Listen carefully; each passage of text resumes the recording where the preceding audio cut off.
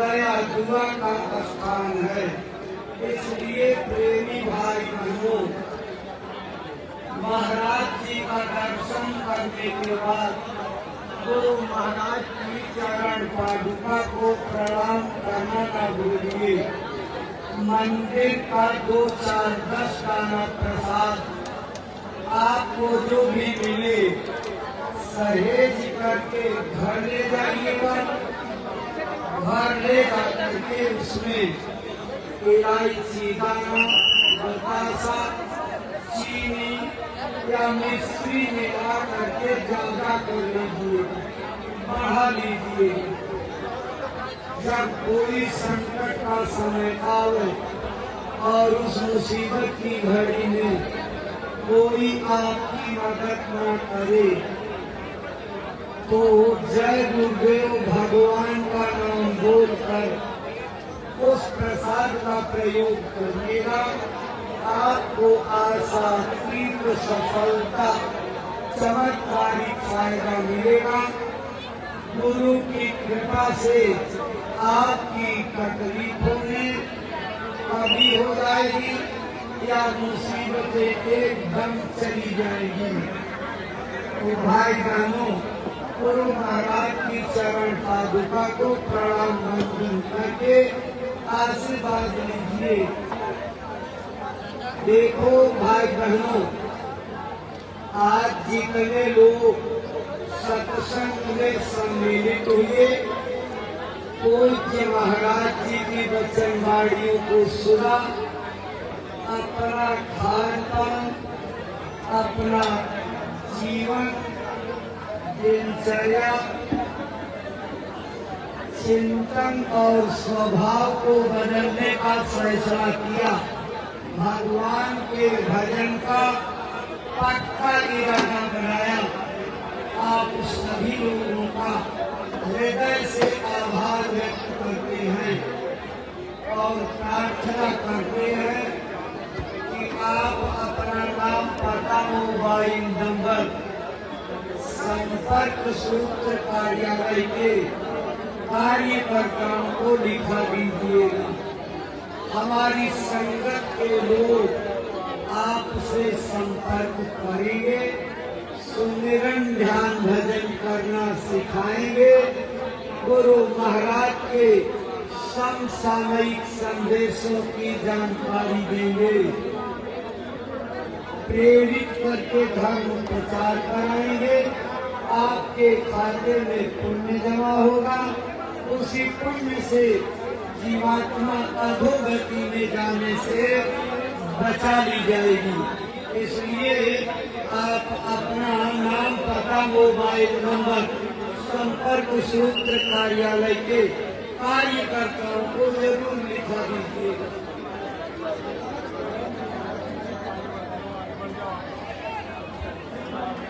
आज पूज्य महाराज जी ने आप सब लोगों के ऊपर अति दया करके जीते जी भगवान के पाने का सरल से सरल रास्ता बताया है। अपने घर के काम, बच्चों की सेवा के बाद 1 घंटा 2 घंटा पूज्य महाराज जी की बताई तरकीब से भजन करेंगे तो यही महाराज जी आप सबके ऊपर दया कर देंगे। आंख और कान खुल जाएगा, दिखाई और सुनाई पड़ने लगेगा। आपका मानव जीवन जिस काम के लिए मिला उसकी पूर्ति हो जाएगी और अधोगति में जाने से बच जाओगे। देखो भाई बहनों, जो रास्ता परम पूज्य गुरु महाराज की दया से पूज्य महाराज जी ने बताया है, इसके प्रमाण पत्र की रसीदें दोनों तरफ काटी जा रही हैं। नामदानी, सेवादानी की रसीदें कटवा करके प्रमाण पत्र जरूर ले लीजिएगा। यह इस बात का प्रमाण पत्र है कि जीते जी भगवान के पाने का सरल से सरल रास्ता इस तारीख में किस स्थान पर मिला। परम पूज्य बाबा जय गुरुदेव जी महाराज के अमर संदेशों की पत्रिका दूरदर्शी आवाज जय गुरुदेव आश्रम मथुरा से छापी जाती है, हर महीने छपती है। आपके बीच में दूरदर्शी आवाज के कार्यकर्ता आवाज लगाते हुए मिल जाएंगे। उनके हाथों में दूरदर्शी आवाज की प्रतियां हैं, प्रार्थना की किताब गुरु वंदना है और बाबा जय गुरुदेव का पूरा परिचय बताने वाली मानव सृष्टि के अलौकिक महापुरुष बाबा जय गुरुदेव भी है। आप इन किताबों को खरीद करके ले जाइए, अपने घर के पढ़े लिखे बच्चे बच्चियों से पढ़वाइए, अड़ोसियों पड़ोसियों को, रिश्तेदार नातेदारों को, घनिष्ठ मित्रों को, समाज के अगुवाकारों को आप पढ़वाइएगा। वह भी बाबा जय गुरुदेव के महान कार्यों और मिशन से परिचित होकर के सेवाएं करेंगे, अच्छे समाज के निर्माण में भूमिका निभाएंगे और अपने जीवन को बर्बादी से बचा देंगे। लोग और परलोक दोनों बन जाएंगे। इसलिए भाई बहनों, पूज्य महाराज जी ने आज जो रास्ता आप लोगों को बताया है, एक कलयुग की मान्यता प्राप्त सूरत शब्द योग साधना का मार्ग है। इसे महात्माओं ने नाम योग साधना भी कहा है। भाई बहनों, आप श्री रामचरितमानस पढ़ते हैं, श्रद्धा से पाठ करते हैं, उस धर्म पुस्तक का आदर सम्मान करते हैं। उनकी लिखी हुई पंक्तियों पर विचार करना चाहिए। रामायण बड़ा स्पष्ट कहती है, ये ही कलिकाल न साधन दूजा, योग यज्ञ जप तप व्रत पूजा। जिसका सीधा मतलब होता है कि कलयुग में योग से, यज्ञ से, पूजा पाठ से, व्रत उपवास से या धर्म ग्रंथों में जिन आचार विचारों कर्म कांडों का वर्णन है, उनसे जीवात्मा को कुछ भी हासिल नहीं होगा। पुण्य जरूर बन जाएगा, पुण्य का फल मिल जाएगा, लेकिन कहिए आत्मा का कल्याण हो जाए तो ये नहीं हो सकता। अगर अपनी आत्मा का कल्याण चाहते हो तो रामायण कहती है कि केवल नामयोग साधना एकमात्र उपाय है, इसके अलावा दूसरा कोई तरीका नहीं। आज महाराज जी ने बड़ी दया करके आपको नामयोग साधना का मार्ग बता दिया। 3 क्रियाएं महाराज जी ने आपको समझाई हैं, बड़ा विस्तार के साथ एक एक बातों को बताया समझाया है। संक्षेप में आपको दोहरा दिया जाता है, फिर से याद कर लीजिए। 3 क्रियाएं महाराज जी ने समझाई। पहला सुमिरन, दूसरा ध्यान, तीसरा भजन। सुमिरन कहते हैं अपने गुरु के नाम और रूप को याद करना, उनके द्वारा बताए गए नाम का अंतर में मौन जाप करना। भाई बहनों, सुमिरन कैसे करोगे? अंकी पंखी मार के बैठ जाइए, ऊपर से कोई कपड़ा चद्दर डाल लीजिए जिससे बाहर के कीट पतंगे आपको हैरान परेशान न कर सके। आपको 108 डाले वाली माला से सुमिरन करना है। ध्यान रहे, जय गुरुदेव नाम अंदर में लेना है, एक दाना खिसका दीजिए, फिर जय गुरुदेव नाम लीजिए, एक दाना खिसका दीजिए। इसी तरह से जब पूरे 108 बार आप जय गुरुदेव नाम लोगे तो एक माला जय गुरुदेव नाम की पूरी हो जाएगी। इसी प्रकार से 8 माला आपको जय गुरुदेव नाम की करनी है। भाई बहनों, सुमिरन करते समय ये याद रखना है कि आपका ध्यान और ख्याल अंगुली और माला पर नहीं जाए। सामने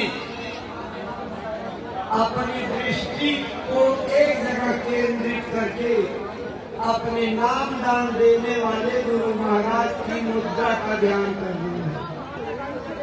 केवल गुरु का ध्यान करना है और चित्त मन को इधर उधर कहीं जाने नहीं देना है। ओठ खुलेगा नहीं, जीभ हिलेगी नहीं, किसी प्रकार के वर्ण अक्षर या शब्द का उच्चारण नहीं होगा। बाहर भीतर आ जा रही सांसों के ऊपर नाम लेना है और आपको एक एक करना हटाते हैं।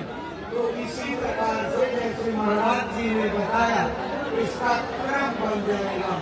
जय गुरुदेव, जय गुरुदेव, जय गुरुदेव, जय गुरुदेव।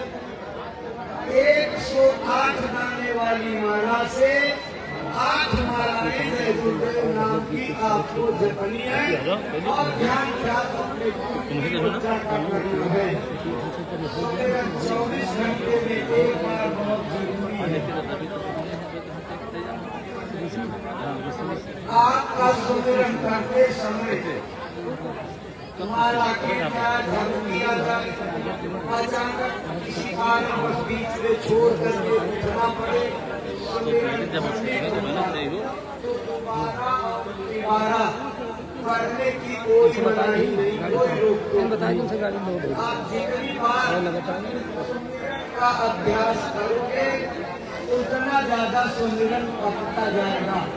सुमिरन जितना ही पक जाएगा उसका फल ध्यान और भजन में मिलेगा। ज्यादा समय नहीं। तो भाई बहनों, समय निकाल करके 24 घंटे में से 15 मिनट का समय लगेगा।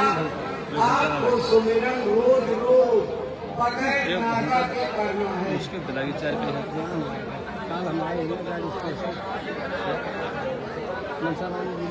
दूसरी क्रिया है ध्यान की। ध्यान करते हैं अपनी आंख को सामने एक जगह टिकाने का अभ्यास करना। ध्यान कैसे करेंगे?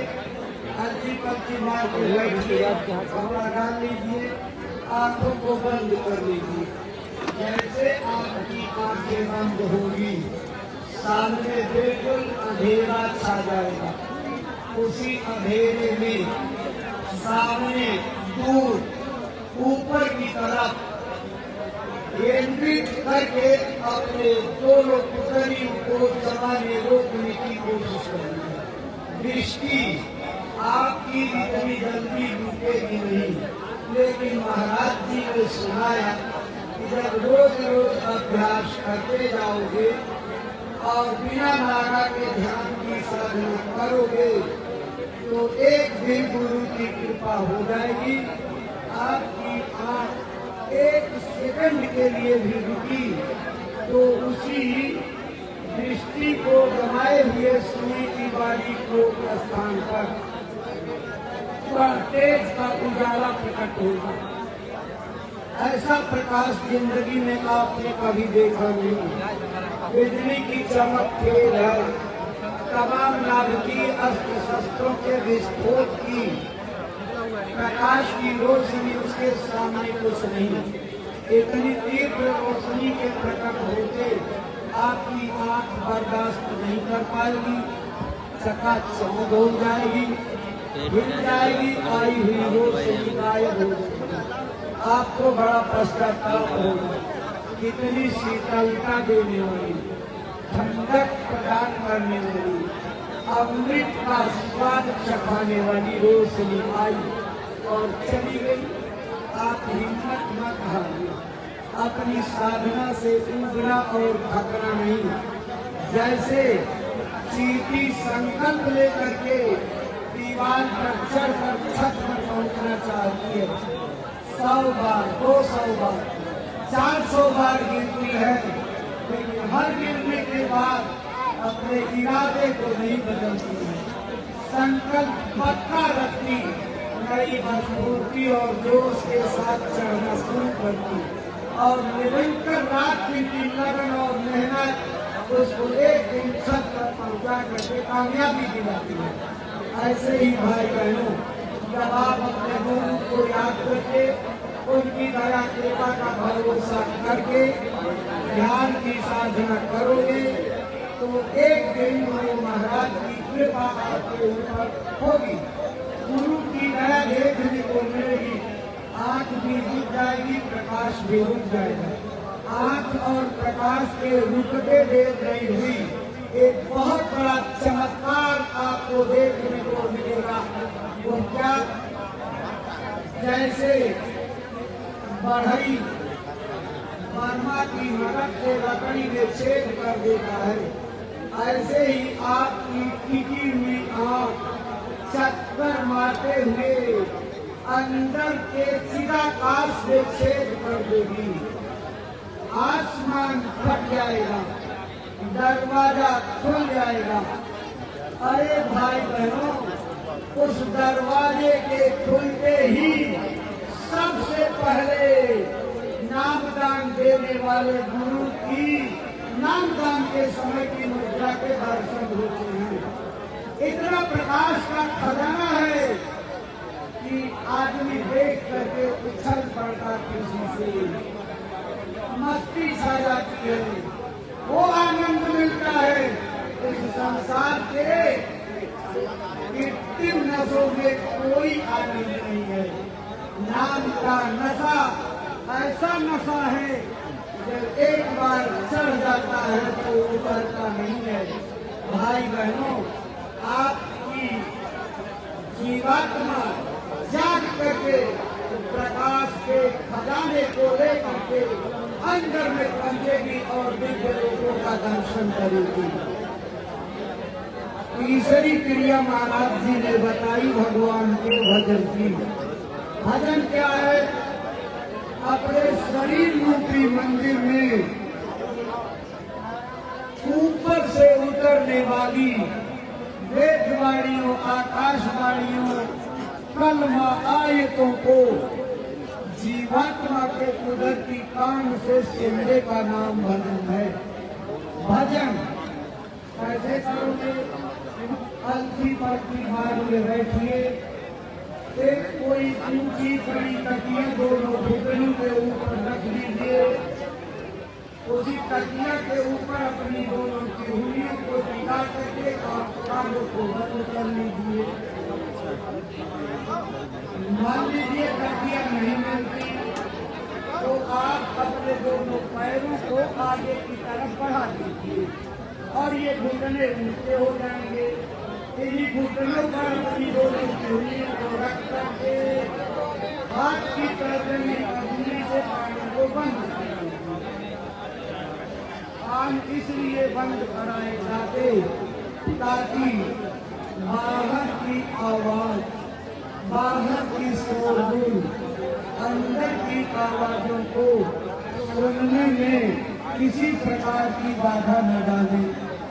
इसलिए भाई बहनों, आप जब लगन लगाकर ऊंचा ध्यान दे करके दूर मन चित्त लगा करके सुनने की कोशिश करोगे तो कुछ दिन और महीने करने के बाद आपको दूर से आती हुई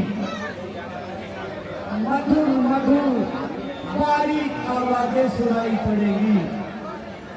धीरे धीरे अभ्यास बढ़ता जाएगा, आवाज तेज होती जाएगी, लगेगा कि मेरे नजदीक आती जा रही है। सीटी बजाने जैसी आवाज, घंटे घड़ियाल की मिलती जुलती बजती हुई आवाज सुनाई पड़ेगी। जब आप आवाज को सुनने में मशगूल होने लगोगे, लय होने लगोगे, उसी आवाज में रम जाओगे, तो एक दूसरा चमत्कार आपको दिखेगा। वह क्या?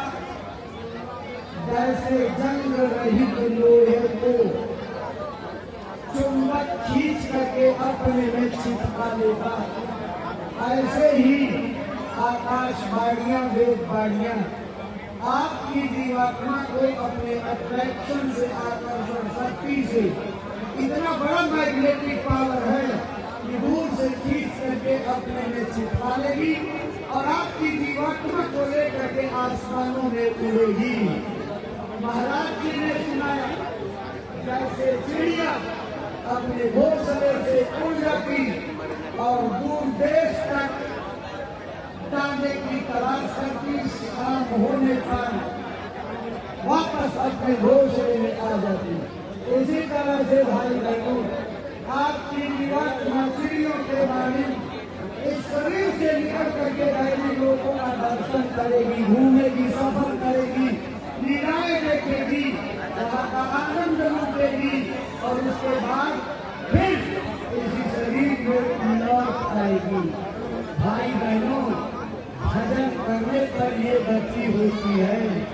भजन करने पर जब आप अपनी जीवात्मा को इस शरीर से निकाल करके देवलोकों में भेजना और वापस इसमें फिर प्रवेश करा देना, इस कला के मर्दंग हो जाओगे। इसी को जीते जी मरना कहते हैं। भाई बहनों, जिन्होंने परमात्मा को पाया, जीते जी मर करके पाए।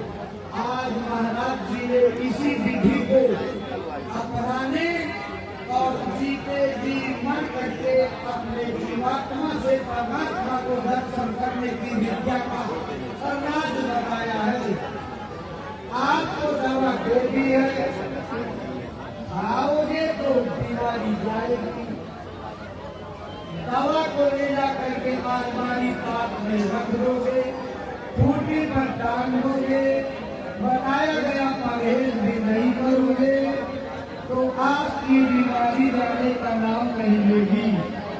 है भाई बहनों, ना जाने जीवन की कितनी उम्र बीत गई पूजा अर्चना में, आराधना में, लेकिन अभी तक देवी देवताओं की कोई झलक नहीं मिली।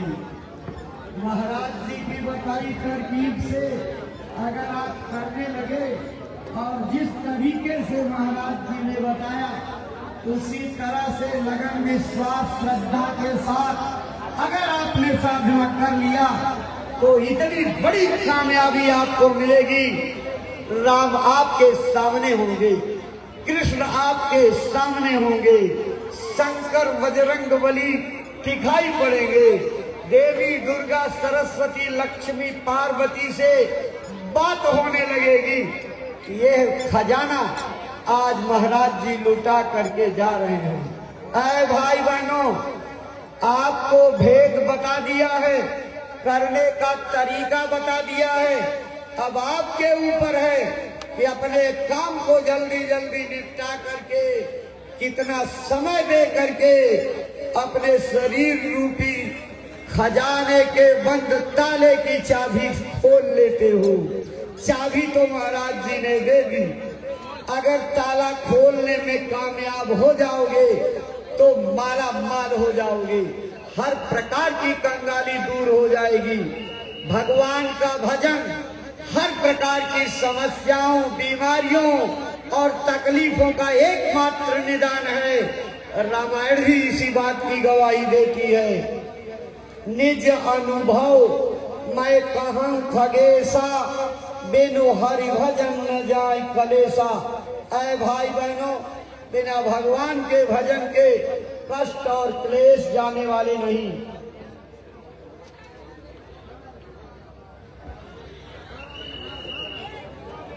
आज जो रास्ता पूज्य महाराज जी ने बताया है, भाई बहनों, ये वही अमोलक दौलत है जो मीराबाई ने अपने गुरु रैदास से पाया था।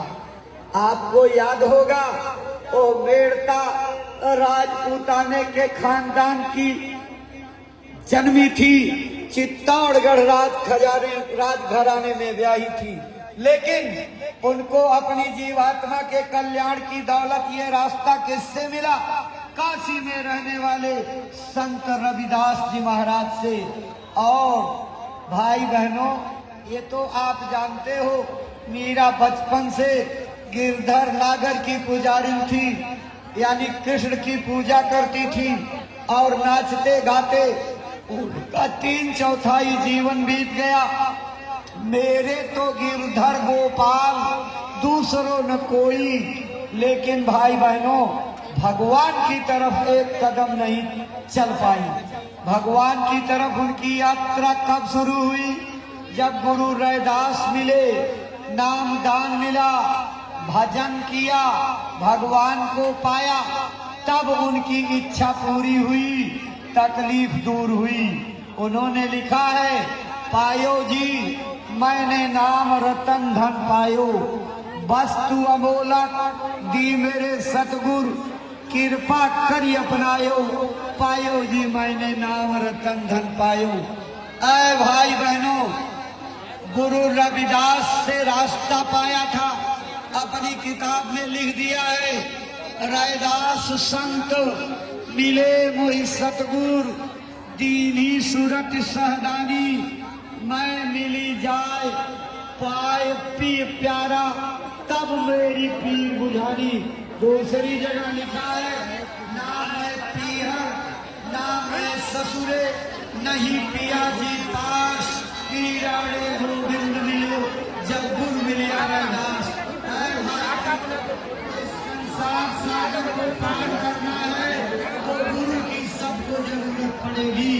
हमारी रामायण लिखती है, गुरु बिन भवनि भितरन कोई, जो बिरंज शंकर सम होई। अगर कोई आदमी सिद्धि शक्ति हासिल करके भगवान विष्णु शंकर और ब्रह्मा के बराबर पदवी पर पहुंच जाए तो भी बेड़ा पार नहीं होगा।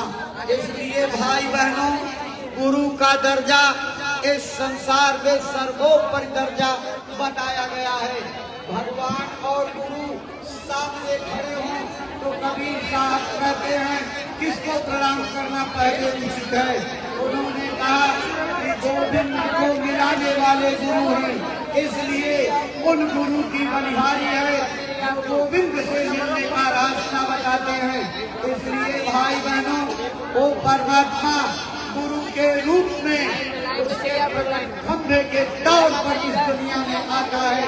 परमात्मा आज तक न आया है न आएगा, लेकिन अपनी पूरी पावर, पूरी शक्ति, पूरी ताकत दे करके नित्य अवतार के रूप में इस धरती पर उतार देते हैं। और वो केवल एक काम के लिए आते हैं, आवाज लगाते हैं, हम आए वही देश से जहाँ तुम्हारो धाम, तुमको घर पहुँचावना एक हमारो काम। ऐ भाई बहनों, हम भूले जीवों को, हम धर्म में भटके जीवों के कल्याण के लिए रात दिन खटते हैं, वर्षा जाड़ा गर्मी धूप सह करके और रातों दिन अथक परिश्रम करते हैं। सोए हुए जीवों को जगा करके इनको अपने घर की याद करा दी जाए, अपने मालिक की ओर चल पड़े। इसी काम के लिए शरीर दिया गया, इस काम को पूरा कर लीजिए, नहीं तो भाई बहनों ये शरीर एक बार चला गया तो दोबारा मिलने वाला नहीं है।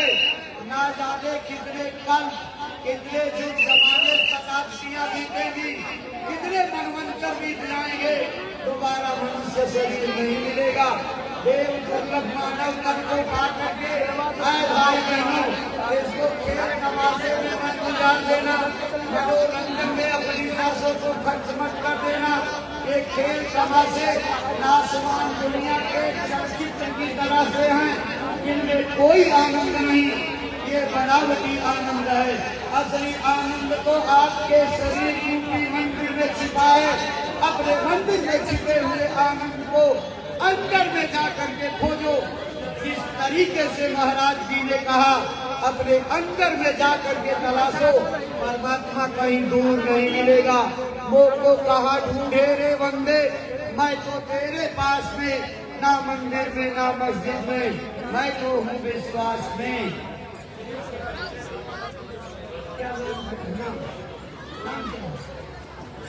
देखो एक बच्चा, आप भी देखो, तो देखो यहाँ आ गया, इसको पहचान लीजिए। जिसके घर का बच्चा हो आप ले जाइए इसको।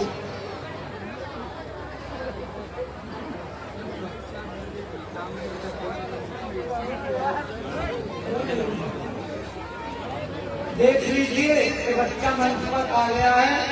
आप जिसके भी भाई बहन के घर का है, इस बच्चे को आकर के पहले ले जाइए, फिर दर्शन की लाइन में लगिए। चलो चलो आ जाओ। देखो भाई बहनों, परम पूज्य बाबा देवदेव जी महाराज एक अंतर्यामी महापुरुष थे। भूत भविष्य वर्तमान के ज्ञाता। उन्हें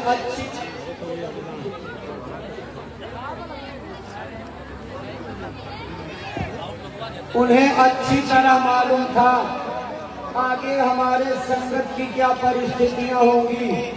इसलिए अपने निज धाम जाने से पहले अपने सत्संगों में गुरुमुख प्रेमियों को समझाते हुए कह दिया था। क्या कहा था? याद करिए प्रेमियों, आगे भविष्य में जब कोई मेरा परिचय पूछे तो बता देना बाबा जी का आश्रम मथुरा उत्तर प्रदेश में है।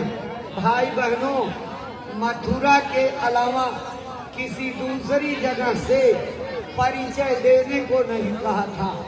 आप तो बुद्धिमान हो, विचारवान हो, बुद्धि से विचार करिए। जहाँ गुरु महाराज ने जन्म लिया, खितौरा धाम जिला इटावा, और जो उनकी कर्म भूमि है जय गुरुदेव आश्रम मथुरा, ये दोनों स्थान गुरु महाराज की पावन स्मृतियों से जुड़े हुए स्थान हैं। इन दोनों जगहों का इतिहास बन गया। दोनों जगहों पर गुरु महाराज की मौजूदगी में भव्य मंदिर बन गए। सारी दुनिया के लोग इन दोनों स्थानों के मंदिरों को देखने अपनी बुराइयां चढ़ाकर मनोकामनाएं पूरी करवाने के लिए आते रहते हैं। भाई बहनों, अब जो गुरु महाराज की जन्मभूमि और कर्मभूमि का इतिहास बन गया, इस इतिहास को कोई बदल नहीं सकता। जब तक मानवता रहेगी, धरती पर जीवन का भंडार रहेगा, आसमान में सूरज चांद सितारे चमकते रहेंगे, तब तक गुरु महाराज की जन्मभूमि खितौरा धाम जिला इटावा और कर्म भूमि जय गुरुदेव आश्रम मथुरा याद की जाएगी। इसको कोई बदल नहीं सकता है। भाई बहनों,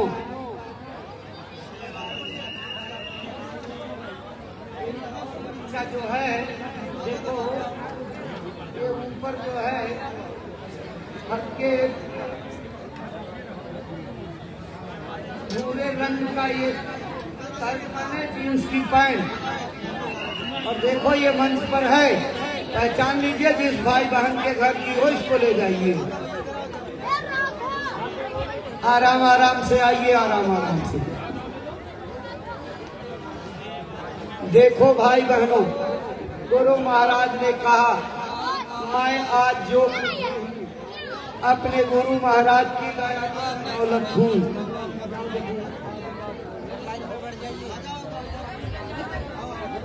मेरे गुरु महाराज को भूलना मत। अगर तुम मेरे गुरु महाराज को भूल गए तो याद रखना, मैं भी तुमको भूल जाऊंगा। तुम भारी मुसीबत में फंस जाओगे, तुम्हारा ठिकाना फिर कहाँ लगेगा। भाई बहनों, गुरु महाराज ने कहा 25 दिसंबर 2001 से मंदिर का देवता लगातार बरकत रहा है। अपने जीवन में कभी नहीं कहा मंदिर के देवता की बरकत बचना बंद हो गई। फिर आप किसी रास्ते में आ गए। अरे भाई बहनों, गुरु महाराज ने कहा जो जमाने बीत जाएंगे, शताब्दियां बीत जाएंगी, लेकिन मंदिर के देवता की जो बरकत बट रही है ये बचना बंद नहीं होगी, आजकल तक बढ़ती रहेगी।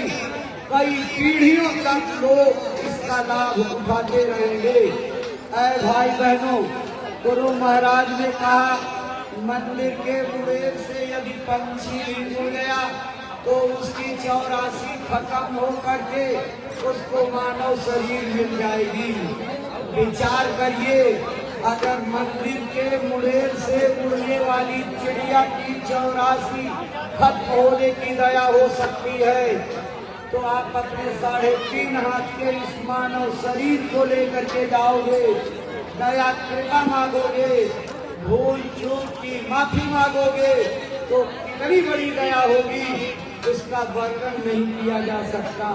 गुरु महाराज ने फरमाया ये ऐसा दर है जिस दर से कभी कोई खाली नहीं जाता, सबकी झोलियां भरती हैं। मैं रहूं ना रहूं, तुम दरबार में बराबर आते जाते रहना, हाजिरी लगाते रहना, अपने पाप कर्मों गुनाहों की गठरी बांध करके लाना, मंदिर के देवता के चरणों में चढ़ाना और दया दुआ बरकत की झोलियां भर के ले लेना। ऐ भाई बहनों, ये एक प्रकार से गुरु महाराज का हम पे भी उनको आदेश है, और इतना आप भी जानते हो, आदेश का पालन ही की भक्ति है। उनके आदेशों का पालन करो, यही तुम्हारी भक्ति है।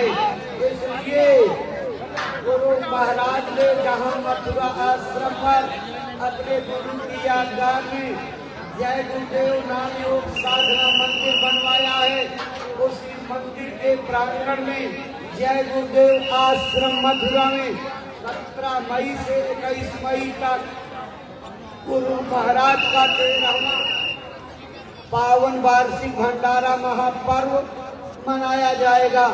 पूज्य महाराज जी ने भाग लेने का निमंत्रण दिया है, आप उनके निमंत्रण को स्वीकार करके आइए और गुरु महाराज के दरबार से बटती हुई दया दुआ बरकत बांट के ले आइए। जो लोग दूर खड़े इंतजार कर रहे थे कि भीड़ भाड़ कम हो जाए तो दर्शन के लिए चलेंगे, अब बहुत कम लोग रह गए हैं। आप दर्शन से वंचित हो तो आ जाओ, भाई लोगों के पीछे लाइन में लग करके दर्शन लाभ ले लीजिए। संतों महात्माओं के दर्शन में कभी कोई शर्म संकोच नहीं करना चाहिए। हमारी धार्मिक किताबों में लिखा है, संत दरस को जाइए ताजी ममता अभिमान, ज्यों ज्यों पद आगे बढ़े कोटि यज्ञ समान।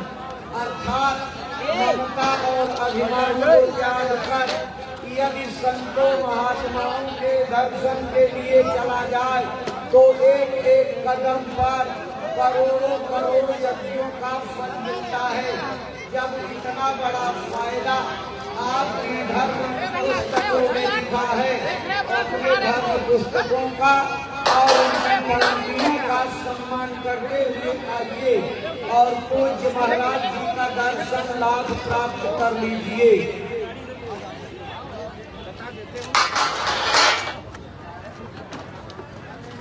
आज जितने भी भाई बहन इस सत्संग समारोह में पधारे, जय गुरुदेव धर्म प्रचारक संघ का मथुरा की ओर से सबका हृदय से आभार व्यक्त किया जाता है और आशा की जाती है कि भविष्य में भी अपना प्रेम, सौहार्द, सहानुभूति, सद्भाव इसी प्रकार से बनाए रखेंगे।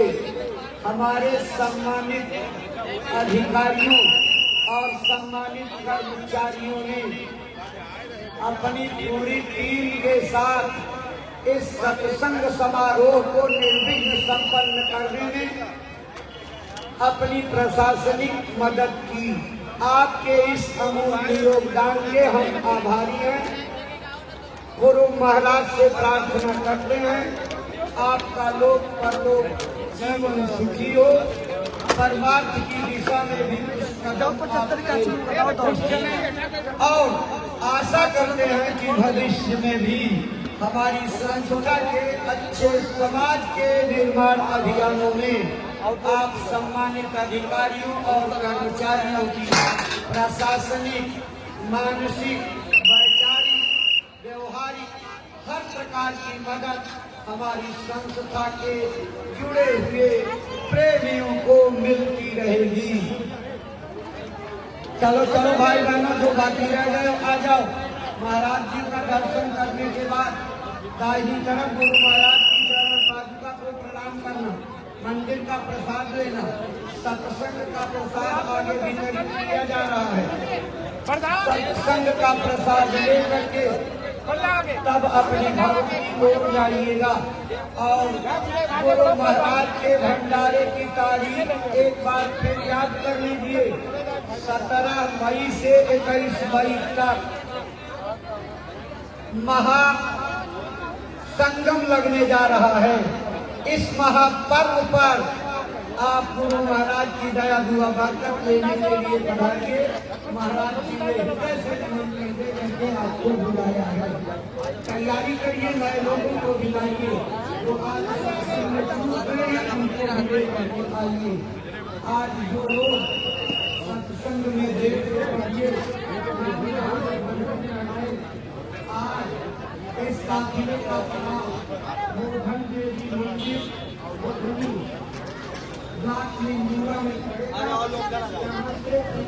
किलोमीटर है। संबंधित सूचित करके सत्संग और नामदान का लाभ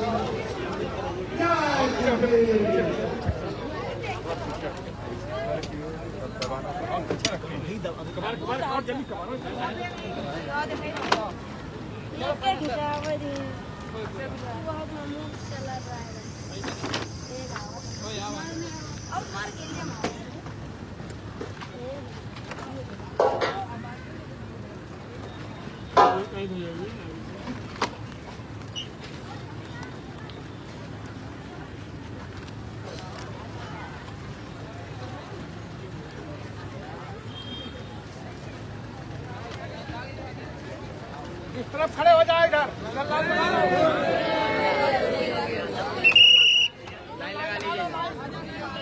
साइड हो जाए माता जी।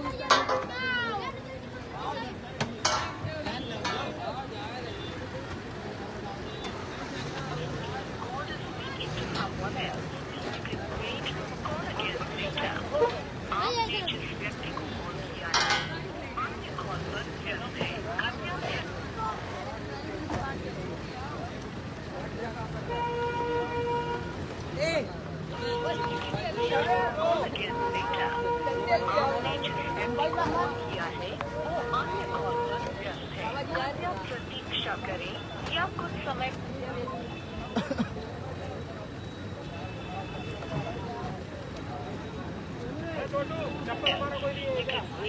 कॉल अगेन बेटा।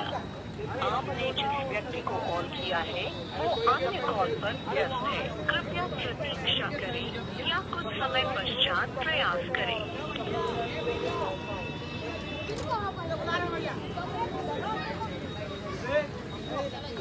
कहाँ बैठे वहीं आते हमारे उसके बाद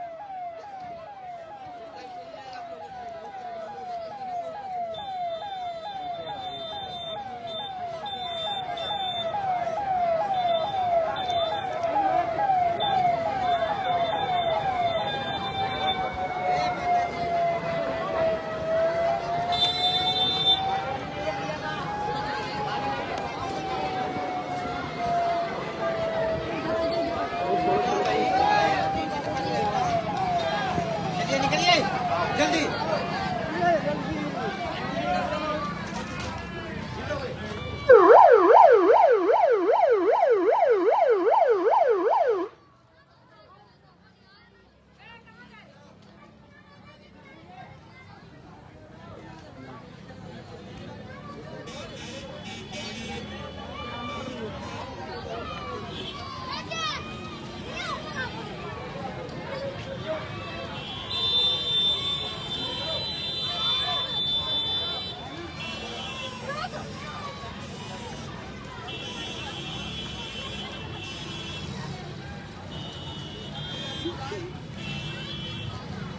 कैसी भी अन्य गाड़ी